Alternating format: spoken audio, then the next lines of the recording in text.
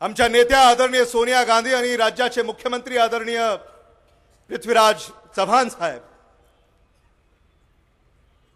महाराष्ट्राच्या मंत्रिमंडळामध्ये माझी राज्यमंत्री म्हणून नेमणूक केली आणि जेमतेम 100 दिवस तुमच्या आशीर्वादाने मला काम करण्याची संधी उपलब्ध झाली आणि जे साहेबांनी आम्हाला शिकवलं, जे काकांनी आम्हाला सांगितलं, तेच मी करण्याचा प्रामाणिकपणे प्रयत्न केलेला आहे।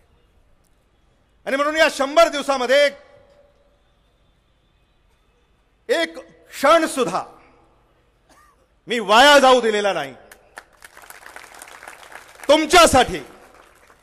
सुरुवातीला 100 दिवसामध्ये 100 कोटी, 100 दिवसामध्ये 300 कोटी, मग आम्ही माहिती घेत राहिलो, तो आकडा 700 कोटीवर गेला